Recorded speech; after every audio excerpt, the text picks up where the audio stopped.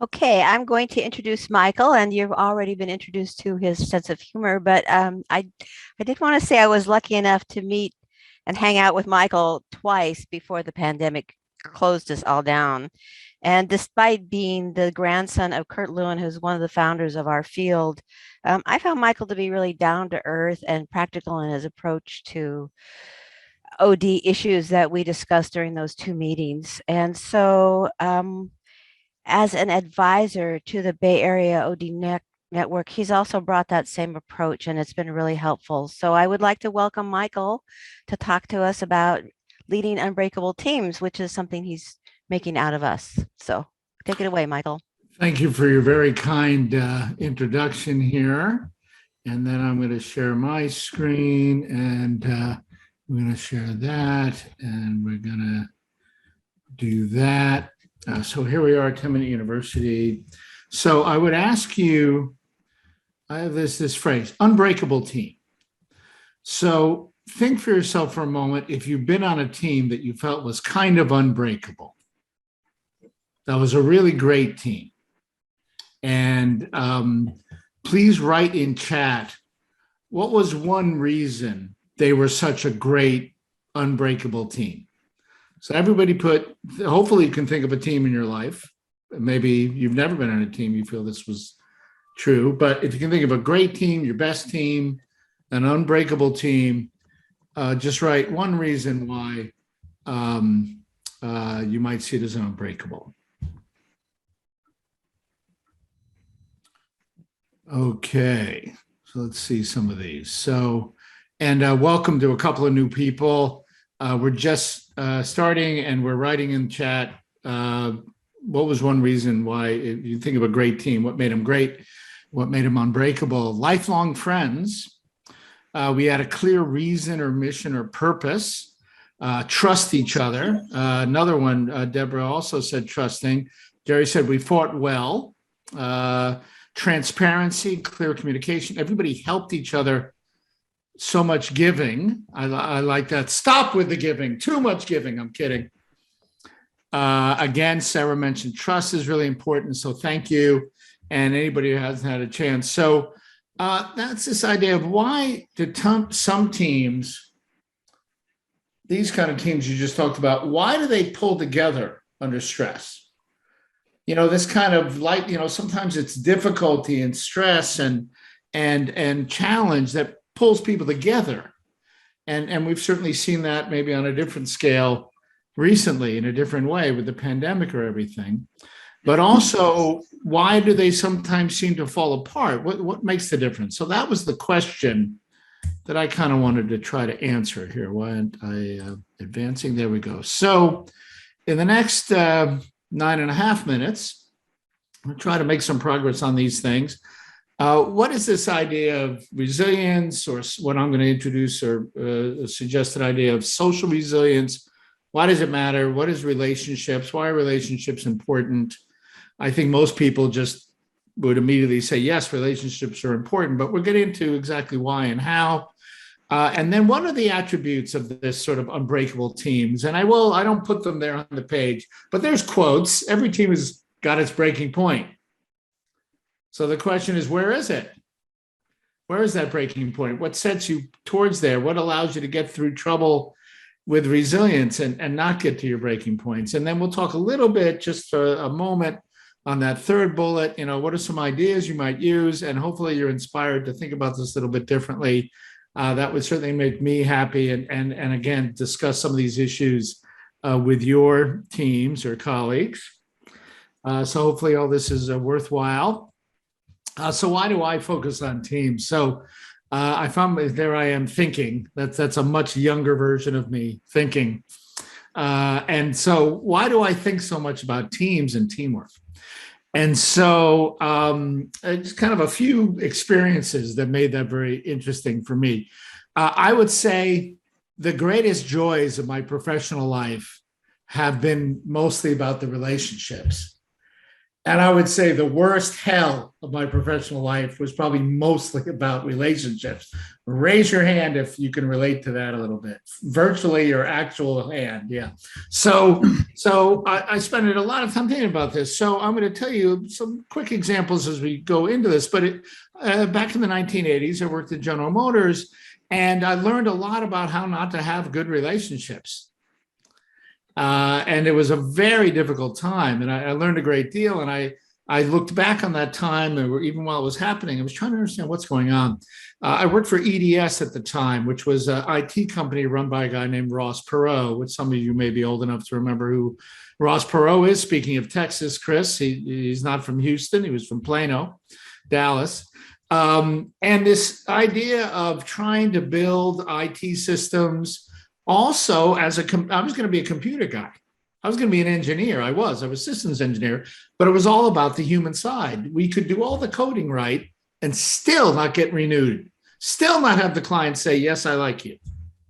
So what the heck was going on there? And then I left Detroit. I moved back to San Francisco. I worked with Blue Cross Blue Shield. And again, we found all these tensions, the doctors, the patients, the administrators. It was these relationships that I felt got in the way of us. Often we'd leave a great opportunity and just not be able to realize it. I also saw this other places in my own professional life, times when I look back and I say, boy, I wish I'd handled that a little differently. And then will highlight what Nan mentioned, that my grandfather, my mother's father, Kurt Lewin, and my mother, Dr. Miriam Lewin, were in this field of organizational development and relationships. And a lot of what Kurt Lewin focused on is what he called majority minority relationships. And so he was a Jew in Germany and a social scientist and a consult psychiatrist before, during, and after the war. He didn't stay in Germany after the war. So all of this kind of conspired to make me interested in understanding this. So what is this idea of social resilience? So sorry, this is supposed to be a build slide. It didn't build. So individual resilience is very popular right now. Everybody wants to talk about individual resilience. And so what is resilience? So if you ask an engineer what resilience is, they'll tell you it's a combination of strength and flexibility. The palm tree, not the oak tree, right? The oak is very strong, but it will break under stress, like wind, whereas the palm tree won't. And so often people see, I don't know if you've ever seen these videos of a bridge kind of bending and twisting because of some impact or something. Well, sometimes those videos end with the whole thing exploding and falling to the ground. Sometimes the video ends with the bridge still able to function. A car can go over it. And that's really the essence of resilience, is bounce back ability, your ability to fulfill whatever that function is, even under stress and change, that you can survive it under that. So this bounce back ability. 5 minutes, Michael.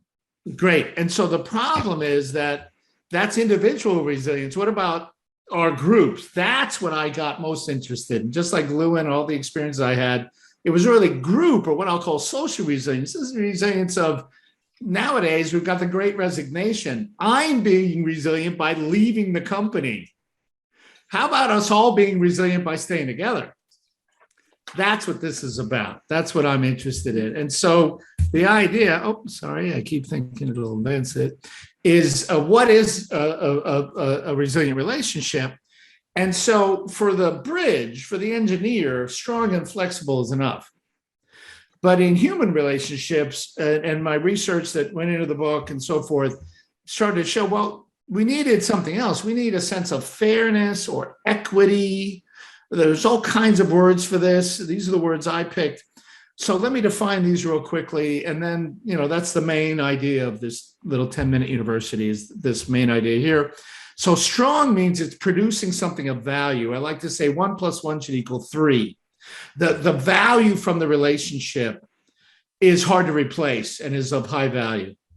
So if it's superficial, it's a superficial relationship. Flexible means I can continue to provide that value even under great stress and change. You sometimes think of a family unit and what a family does for the members. And can they keep doing that if somebody gets sick, somebody loses their job, there's a war, there's a tsunami, there's an earthquake? And so it's the same thing for our organization. Can we still produce this if we have to start working on Zoom or a million other reasons? And then fairness has to do with input and output.